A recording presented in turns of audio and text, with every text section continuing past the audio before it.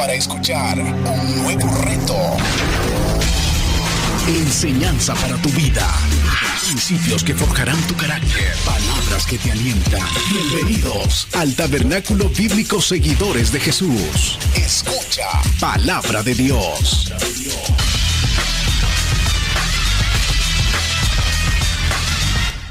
Vamos a buscar la Biblia, vamos a la carta a los Hebreos, seguimos, carta a los Hebreos, estamos en el capítulo 11 y vamos a estar todo el 2025, hermanas y hermanos, en el capítulo 11, carta a los Hebreos, para que usted ya vaya teniendo una idea. En primer lugar, yo necesito fortalecer mi fe y yo necesito saber cómo luce esa fe, y aquí hay un testimonio de la fe práctica, la fe verdadera, y el Señor tuvo a bien ponerla por escrito para que la iglesia pueda sacarle provecho. Hebreos capítulo 11, versículo 6, y luego vamos a brincar hasta capítulo 12, versículos 1 y 2, que ahí está, como dicen, la esencia, el corazón, el objeto de la fe. Hebreos capítulo 11, versículo 6, y luego nos vamos a ir hasta el 12 del 1 al 2. ¿Lo encontró? Hebreos capítulo 11, versículo 6 y capítulo 12, versículo 1 y 2. Así dice el Señor, todos juntos a una voz.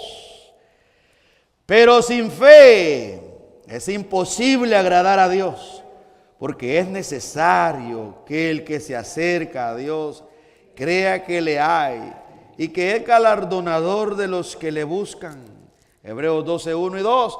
Por tanto, nosotros también, teniendo alrededor nuestro tan grande nube de testigos, despojémonos de todo peso del pecado que nos asedia y corramos con paciencia la carrera que tenemos por delante, puesto los ojos en Jesús, el autor y consumador de la fe, el cual por el gozo puesto delante de él sufrió la cruz, menospreciando el oprobio, y se sentó a la diestra del trono de Dios. Padre, gracias. A ti la honra y la gloria, Señor, por este gran privilegio que nos has dado este día de abrir las Sagradas Escrituras. Bendice, Señor, nuestras vidas y ayúdanos a deleitarnos con tu palabra. Trae vida, Dios, a aquellos amigos y amigas que necesitan vida espiritual, y a la iglesia, Dios, trae también gozo, deleite. Te lo suplicamos en el nombre de Cristo, Señor nuestro. Amén y amén. Puede tomar su lugar, amados hermanos y hermanas. Fe según nuestro Dios. Fe según nuestro Dios es lo que estaremos viendo. Fe según nuestro Dios, parte número 2. Fe según nuestro Dios.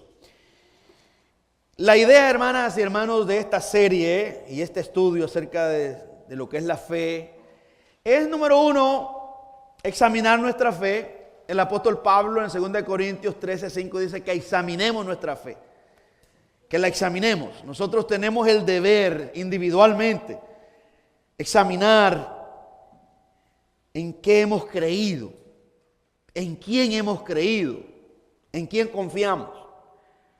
Y debemos de estar seguros, pero requete seguros, que hemos creído en Cristo Jesús. Y que no estamos perdiendo el tiempo, que no estamos practicando alguna filosofía, que no estamos practicando una tradición. No, estamos practicando una fe. La fe verdadera es una fe activa. Cuando nosotros vamos a las Escrituras y nos encontramos en una porción como la carta a los Hebreos, aquí hay un relato amplio que nos muestra testimonio de hombres que vivieron por fe, y ellos modelaron la fe, la confianza en Dios. Y ahora es nuestro turno para que nosotros tengamos una idea de cómo luce el cristianismo. Y por esa razón en Hebreos capítulo 11, versículo 1, el escritor comienza diciendo: es pues la fe, la certeza de lo que se espera, la convicción de lo que no se ve. La palabra fe, ¿qué significa? Bueno, aquí, como el Nuevo Testamento fue escrito en el griego, se usa la palabra pistis. Pistis quiere decir confianza en Cristo para la salvación en primer lugar. Convicción, habla de fidelidad, habla de credibilidad. Y la palabra en el hebreo para fe es emuná. La encontramos en Número, capítulo 35, versículo 30. Ahí aparece esta palabra donde dice: cualquiera que diere muerte a alguno, por dicho de dos, morirá el homicida.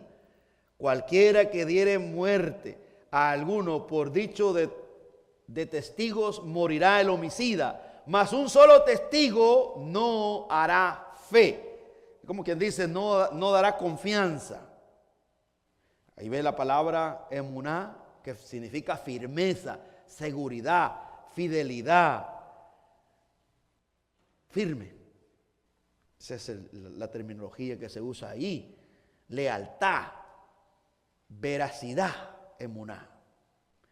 Entonces aquí, Números capítulo 35, versículo 30, se usa ese concepto para hacer firme la condena de un homicida.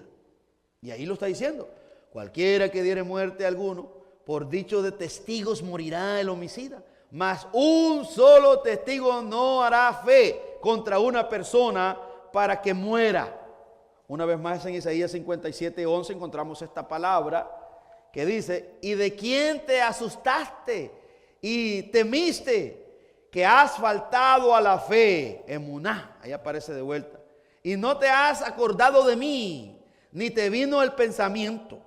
¿No he guardado silencio desde tiempos antiguos y nunca me has temido? Preguntas que hace Dios al pueblo que estaba en una situación crucial. Habacuc, yo creo que este es el texto que más nosotros conocemos, el concepto acerca de la fe, porque en el Nuevo Testamento se usa varias veces. Se usa en Hebreos 10, se usa en Gálatas y en Romanos. Se vuelve a usar este texto de Habacuc, capítulo 2, versículo 4, que dice: he aquí que aquel cuya alma no es recta se enorgullece, mas el justo por su fe vivirá. Mas el justo por la confianza en Dios vivirá. Eso quiere decir que vivirá en todo tiempo, hermanas y hermanos. Vivirá en el tiempo de salud, no va a cambiar su confianza en Dios. Y también vivirá en el tiempo de enfermedad. Vivirá en el tiempo de abundancia, adorando a su Dios, porque no va a cambiar la abundancia, no lo va a enloquecer. Y en la escasez también la misma postura, en todo tiempo. Y podemos usar las estaciones de aquí en esta zona. Estamos en primavera. El justo que vive por la fe en Cristo no cambia cuando llega la primavera. Llega claro que viene el polen y todo trae alergia, ¿no? Pero viene la hermosura de las flores, vienen los árboles que se visten de hoja, y seguimos adorando al Señor en el verano, también seguimos en el otoño y luego en el invierno, en todas las estaciones. Mas el justo por la fe vivirá. El justo por la fe vivirá. El hombre que ha sido justificado, absuelto de toda culpa. Allí en Génesis 15:6 encontramos a aquel hombre que su fe le fue contada por justicia, rectitud moral. Fue perdonado por los méritos de alguien, por los méritos de Jesús, Abraham. Y de la misma manera Pablo trae esos ejemplos en Romanos 4 y dice que a nosotros se nos cuenta por justicia nuestra confianza en la persona de Jesús. De la misma forma como Abraham fue justificado por la fe en Jesús, nosotros también hoy en día somos justificados, absueltos de culpa de una vez y para siempre. Es un hecho que ocurre una sola vez en nuestra vida, la justificación. Una doctrina monumental que Pablo dedica una carta, la carta a los romanos, para hablarnos y explicarnos que somos justificados por la fe. El glorioso evangelio que nos presenta ahí. Así que ahí aparece esta palabra fe, emuná, confianza, firmeza en nuestro Dios. El contexto de Habacuc 2, si usted quiere leer Habacuc 1:5, mire el contexto para que tenga una idea de qué es lo que estaba pasando. Habían problemas, venían los caldeos a demoler a Israel. Pero ellos tenían que sostenerse, depender de Dios, en la soberanía de nuestro Dios. Y dice Habacuc 1:5, hablando Dios al profeta menor: mirá entre las naciones y ve, y asombraos, porque haré unas obras en vuestros días que aun cuando se os contare, no la creeréis. Porque he aquí, yo levanto a los caldeos, nación cruel y presurosa, que camina por la anchura de la tierra para poseer las moradas ajenas. Formidable es y terrible. De ella misma procede su justicia y su dignidad. Sus caballos serán más ligeros que leopardos y más feroces que lobos nocturnos. Y sus jinetes se multiplicarán. Vendrán de lejos sus jinetes y volarán como águilas que se apresuran a devorar. Toda ella vendrá a la presa. El terror va delante de ella y recogerá cautivos como arena. Escarnecerá a los reyes y de los príncipes hará burla. Se reirá de toda fortaleza y levantará terraplén y la tomará. Luego pasará como el huracán y ofenderá atribuyendo su fuerza a su Dios. Mire lo que venía. En ese contexto, venía un momento crucial y el profeta Habacuc es pintoresco. Usa animales salvajes, leopardos, usa lobos nocturnos, esos animales en las montañas que están aullando, tienen hambre. Entonces usa todo eso para pintar la masacre que venía de parte de los caldeos. Y era permitido por Dios como una disciplina que venía para ellos, por su rebeldía. Pero el Señor le dice a Habacuc: el que no confía en mí se va a enorgullecer, va a pelear y va a decir: ¿cómo es posible que Dios, que nos salvó de Faraón y derrotamos a todos los cananeos y todos esos pueblos feroces, ahora nos entrega a estos crueles? Él dice que el que no confía en Dios se enorgullece, no depende de Él y busca la manera de defenderse con su fuerza y va a fracasar. ¿Cómo lo aplicamos? Bueno, nosotros creo que estamos en algo similar. No tenemos a un gran ejército que viene en camino a demolernos, pero creo que sí tenemos en camino una escasez, una hambruna que viene y las dificultades que tenemos en cuanto a las enfermedades. Estamos batallando con el diabetes, con el azúcar en la sangre, estamos batallando con un montón de dificultades hoy en día, con parálisis faciales, con derrames, con artritis y con el nervio ciático que paraliza, que te duerme la espalda, y cuántas más con la migraña. ¿Y cuántos de aquí de vosotros no usáis muchas pastillas, hermanas y hermanos, para como dicen, sobrevivir cada día? Es parte de la vida. Entonces puede que eso sea los leopardos a los que nosotros nos estamos enfrentando, todos esos cambios que ocurren naturales en nuestro cuerpo. Dolores, que usted nunca lo había experimentado ahora. Usted dice: me quitan el sueño, no sé qué hacer, me estoy volviendo loco. Bueno, esos son los que vienen ahí y cualquiera puede decir: ¿y cómo? ¿Y dónde está mi Dios? ¿Por qué el Señor no me ayuda? Otros tienen problemas económicos, les está costando más ahora con los aumentos, con esta crisis que estamos, pues la gente compra casa y le aumenta la mitad si es posible, porque la gente está explotando. Y no importa si usted dice: bueno, este hombre que vende en casas, ¿no? Real Estate y su filosofía es: si usted compra una casa, no te preocupéis, nosotros te lo sacamos y le metemos ahí $500, $600 más arriba. Para ellos ese es su negocio, son personas. Ahora la pregunta es: imagínense si lo agarran a usted y usted está tranquilo y se lo van a sacudir. Y usted dice: ¿y ahora cómo le hago? Ya siento que me están sacando las maletas, ya siento que me estoy durmiendo debajo del puente. Bueno, puede que eso sea lo de nosotros, pero ahí es la fe, de que la fe de nosotros se va a probar con esas dificultades. O se muere papá, que eso duele más todavía. O se muere mamá, se muere un hijo, se muere una hija. Y la señora ya no quiere estar con usted y se le metió que ya quiere divorciarse, que perdió su juventud y que le dedicó muchos años a usted y ya no, y esto no funciona. ¿Y qué va a hacer? Va a salir corriendo a meterse allá a la cantina a tomar porque ya no aguanta ese dolor, porque usted la ama y sin ella no puede vivir. No, el verdadero cristiano llora, gime, dice, yo no quería esto, yo quería envejecer con esta señora, pero ni modo, ella tomó su decisión, yo me quedo. El verdadero cristiano se queda en Cristo Jesús. Mujer y hombre.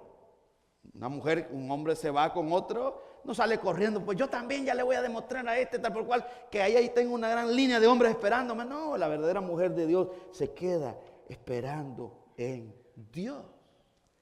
No se envanece, su fe es genuina. Todo eso, hermanas y hermanos, nosotros todos los días peleamos contra eso.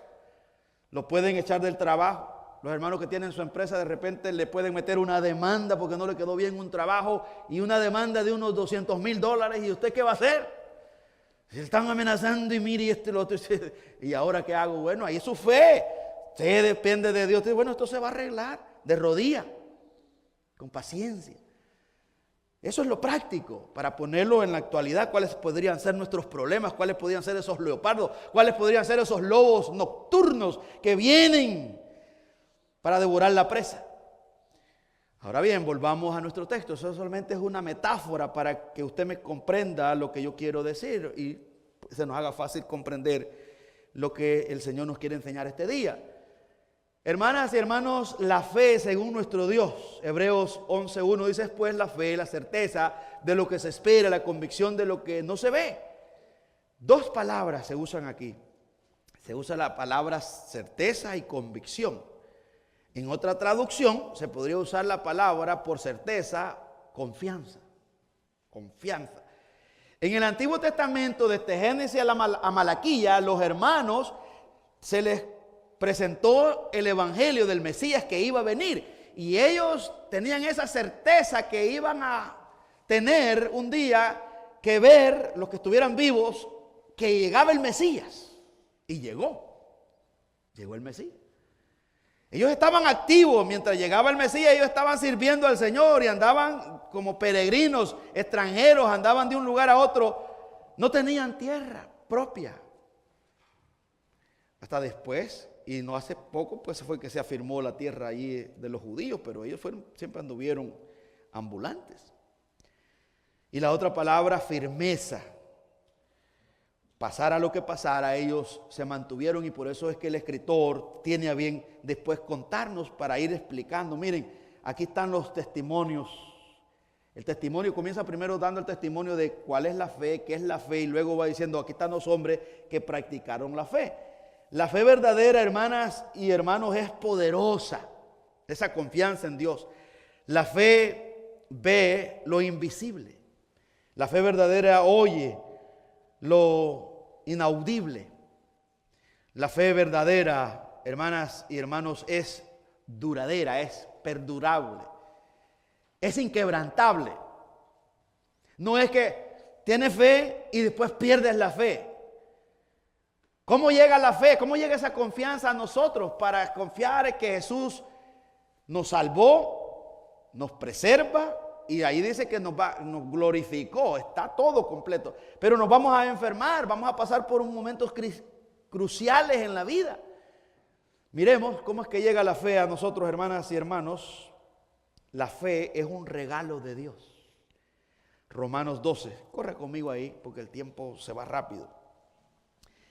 Así que en primer lugar ya vimos la definición de la fe, estuvimos viendo, ya fuimos al Antiguo Testamento, aparece allí en la Biblia 3 veces. Aparece ese texto maravilloso de Número, aparece en Isaías, aparece en Abacú. La idea es la misma, confianza y firmeza, confianza y firmeza, confianza y firmeza, confianza y firmeza. No olvides, confianza y firmeza. No es que usted va a estar cambiando, hoy creo que Jesús es mi Señor y Salvador y dentro de un mes usted está confiando en Mahoma. No, ya no creo en Cristo, hoy creo en Mahoma o en Buda. Usted nunca tuvo fe. O en María, o la Virgen del Carmen, o cualquier otra cosa. O usted dice, no, yo confío ahora en mi dinero, yo soy rico, pero antes usted confiaba en Dios y hasta cantaba y decía que Dios era su tesoro. Entonces nunca tuvo fe. Tuvo una fe humana, una fe que no es la fe que la Biblia revela. Romanos 12:3, corra conmigo ahí, vamos a ver de dónde viene la fe, cómo llega la fe a nosotros. Dice el texto de Romanos 12:3, digo pues, por la gracia que me es dada, a cada cual que está entre vosotros, que no tenga más alto concepto de sí que el que debe tener, sino que piense de sí con cordura, conforme a la medida de fe que Dios repartió a cada uno. Dios nos dio, y ahí en la portada uso esa metáfora que es una semillita que Dios planta en nuestro interior. Con su palabra, Él la coloca. Cuando es real, esa semillita germina y se convierte en una planta. Es decir, que usando la metáfora del árbol, va creciendo la confianza en Dios.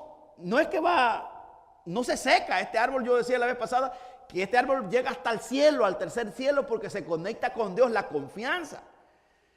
Una fe falsa ni tan siquiera nace un árbol.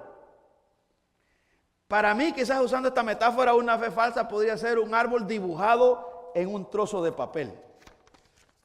Cualquiera puede decir, mire este arbolito, qué bonito. Y si alguien dice, fíjese que le voy a poner agua para que sus hojas no se sequen. Pero usted dice, pero no se ha dado cuenta que solamente está dibujado. Está bien bonito porque él le pintó las hojitas en verde y le puso bien. Pero solamente está hermanas y hermanos, solamente está dibujado. Entonces, usando esa metáfora, una fe falsa puede ser simplemente una idea en palabras falsas, palabras humanas, pero no en hechos. La fe genuina se concreta con acciones. La fe genuina bíblica es actividad, es acción. Por eso usted va a ver aquí tanto Dios creando todo en Hebreos 11 como a los hombres caminando en obediencia, sufriendo, pero perseverando en Cristo. Por eso le digo que yo más que usted necesito esta enseñanza. ¿Para qué? Para seguir perseverando. Dice Efesios 2:8, vaya conmigo, estamos viendo cómo llega la fe. La fe llega como un regalo.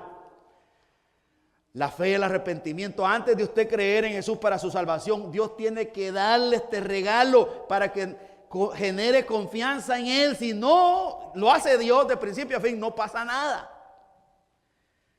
Él la da y Él la preserva. Por eso dice que Él es el autor, el origen, y Él es el consumador, el que la madura, el que la sazona. Esa confianza es Jesús. Esa es la fuente. Dice Efesios 2:8, porque por gracia sois salvos por medio de la fe. Óigalo bien, por medio de pistis, por medio de la confianza. Y esto no es de vosotros, esa confianza no nace en nosotros, pues es don de Dios, carisma, regalo. ¿De quién? Del Creador, no por obras, para que nadie se gloríe. 2 Corintios 5:7 dice, así que vivimos confiados siempre y sabiendo que entre tanto que estamos en el cuerpo, estamos ausentes del Señor, porque por fe andamos, no por vista. Pero confiamos y más quisiéramos estar ausentes en el cuerpo y presentes al Señor. Por tanto, procuramos también, aunque ausentes o presentes, serle agradables. Agradables.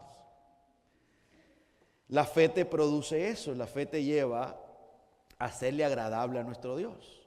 Según la Biblia, hermanas y hermanos, necesitamos fe para agradar a nuestro Dios. Sin fe es imposible agradarle. Allí lo dice el texto que nosotros acabamos de leer, Hebreos capítulo 11, versículo 6. Pero sin fe es imposible agradar a Dios. ¿Quiere decir que esos hombres que aparecen ahí en esa lista agradaron a Dios? Sí, agradaron a Dios porque confiaron en Él. Pero sufrieron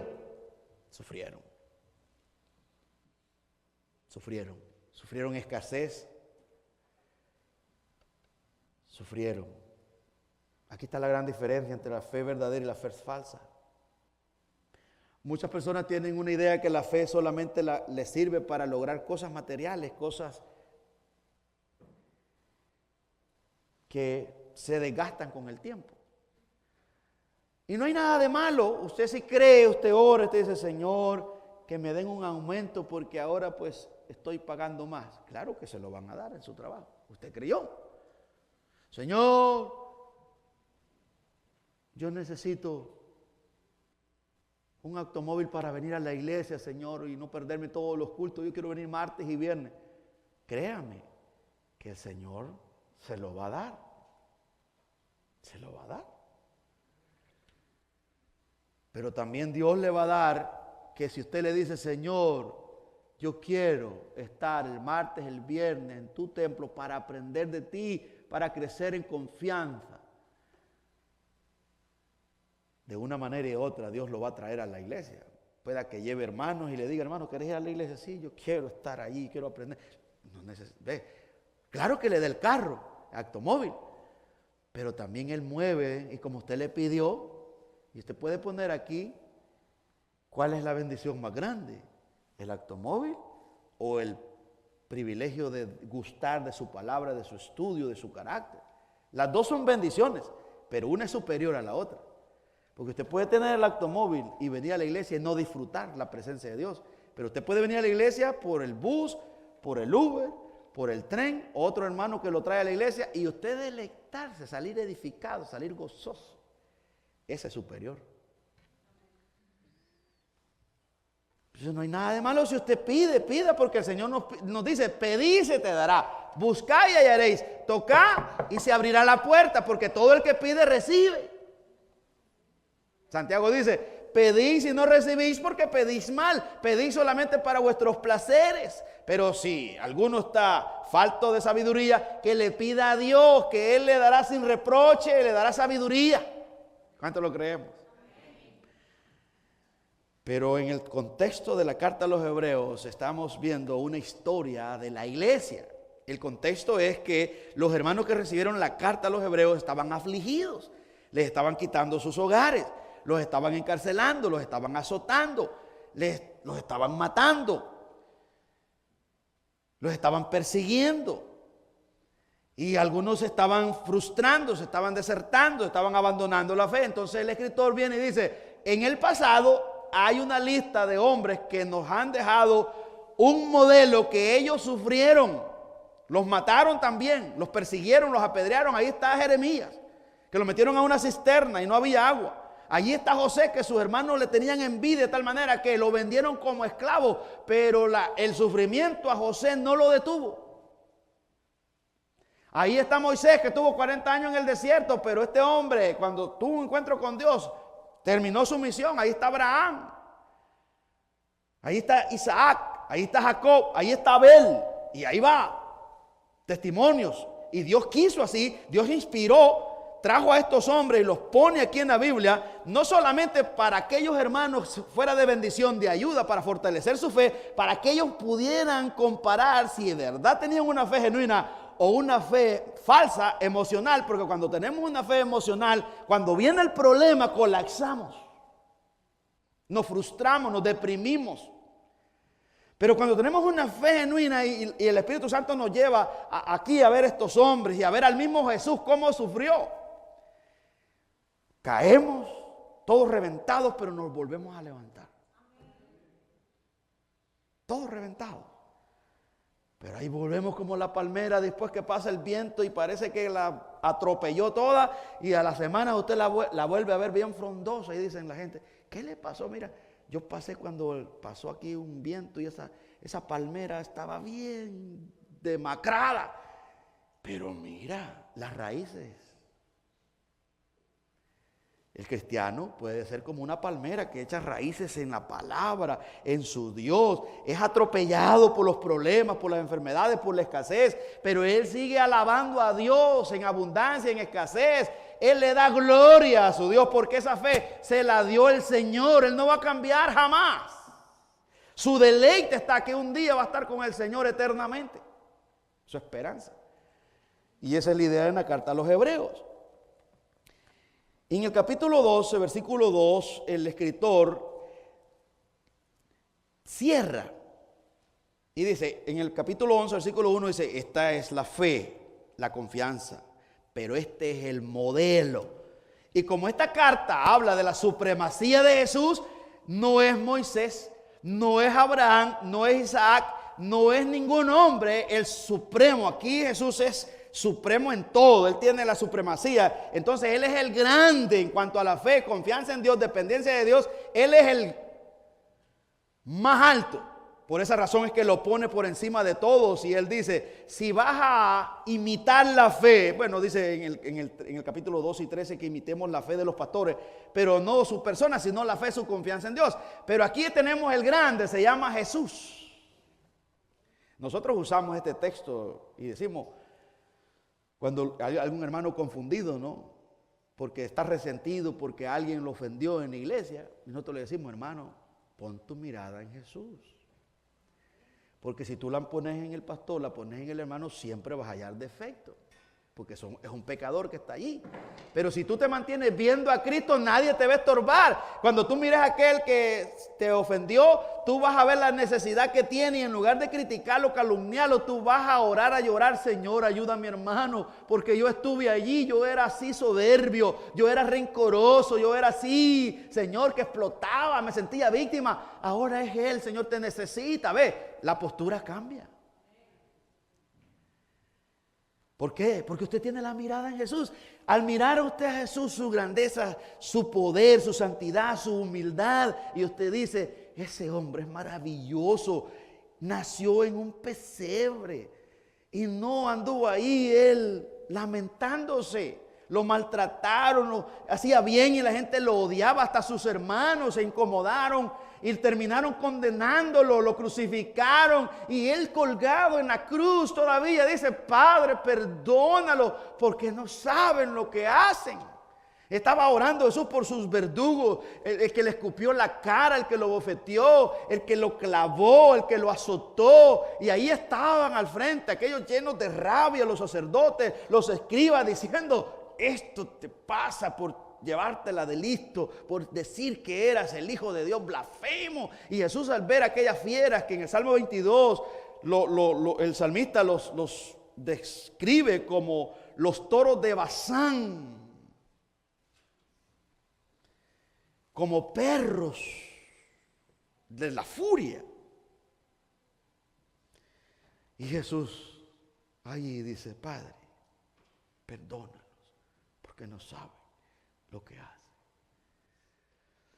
Cuando usted contempla eso y usted dice, lo que me está pasando a mí, comparado por lo que Él sufrió por mis pecados, Él sufrió para que yo sea libre. ¿Qué es lo que yo estoy sufriendo? No estoy sufriendo nada. Ahí se aumenta nuestra fe, ahí nos motivamos. Pero nosotros miramos a David. Sí, bueno, David pecó, mató a Urías. Pero no es David el top. Miramos a Moisés, miramos a Josué, un gran valiente, un guerrero. Miramos a Pablo, miramos a Pedro, que con la sombra que pasaba se sanaban los enfermos. Miramos a esos hombres, a Juan, que lo metieron en un recipiente con aceite hirviendo y siguió. Miramos a Jonás, que estuvo 3 días y 3 noches en el vientre del pez y fue a Nínive y se convirtió toda aquella comunidad. Pero no el grande no es Jonás. Miramos a Salomón con una gran sabiduría. Pero Jesús dice en Mateo 12, mira que aquí hay uno más grande que Salomón. ¿Quién es el grande aquí? El grande es Jesús y nuestra confianza estará siempre en Jesús de principio a fin. En riqueza, en pobreza, en salud, en enfermedad, en todo momento se nos regaló esta fe. Y esta es la fe según Dios. Esta no es la fe según piensa un hombre, no. Esta fe está respaldada por lo que la Biblia dice. Y Él la sostiene. Vamos a sufrir, sí, pero nadie nos va a poder separar del amor de Dios. Hebreos 11:16. Aquí nos vamos a detener. Le dije que es un deleite porque a mí me edifica.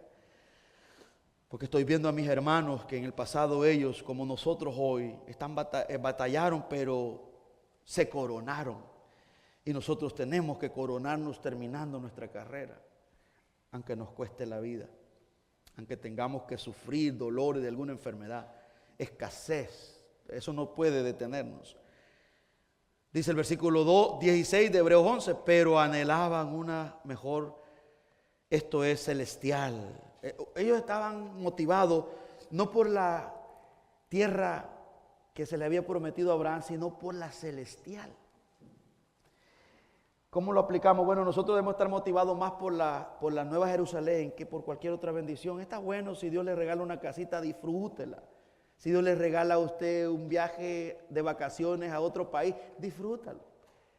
Pero sobre todo usted sabe que lo más grande para usted es la Nueva Jerusalén. Eso es lo más grande. Dice el versículo 16, por lo cual Dios no se avergüenza de llamarse Dios de ellos, porque les ha preparado una ciudad. Porque les ha preparado una ciudad. No solo a ellos, hermanas y hermanos, sino a todos nosotros. Nosotros somos parte de todos ellos.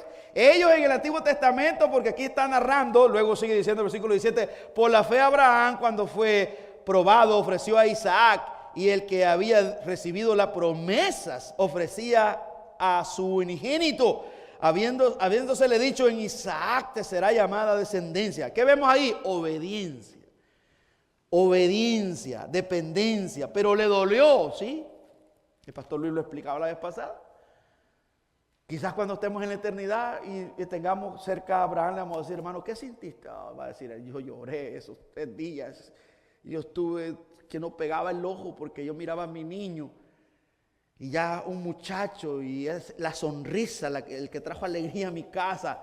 Y mi esposa estéril y dio a luz a Isaac. Pero mi Dios me sostuvo. Él me sostuvo. Él no permitió que yo dudara. Y llegué. Porque mi hijo era simplemente como un prototipo de Jesús que apuntaba al Mesías. Y en el Mesías yo fui salvo. Y en el Mesías mi hijo fue librado de la muerte. Porque más tarde el Mesías murió en mi lugar. Y solo quedó como una historia. Porque el grande no es Isaac, no es Abraham. El grande siempre lo ha sido Cristo Jesús. Por los siglos de los siglos. Por eso nuestra mirada debe estar en Él. ¿Usted se siente a veces triste porque nació en un lugar pobre? Hay cristianos que se sienten avergonzados, ni siquiera quieren mencionar que vienen de la montaña. Muchos dicen, no, yo no nací en la montaña, yo nací en la ciudad. Y yo les digo, yo nací allá al pie del volcán, debajo de una piedra, donde cantan los pajaritos, pop, pop, pop, pop, pop. Pero de la montaña vine a vivir a la ciudad del mundo, a la gran manzana, a Manhattan. Allí vine un cambio que increíble. De la montaña a los rascacielos. Y yo me encontraba ahí estuve como 10 años. Y digo, que este cambio de las montañas de escuchar los pajaritos, los torogoces, a estar viendo este montón de taxis amarillos aquí, Señor, qué locura. Para aprender. Y es lo mismo, tanto nacer en una ciudad como nacer en una aldea, como nacer... ¿Cómo es posible, pastor, que eso no nos incomoda? Porque Cristo, el dueño del universo, el grande, el rico, el famoso, el santo, nació en una cueva con los animalitos.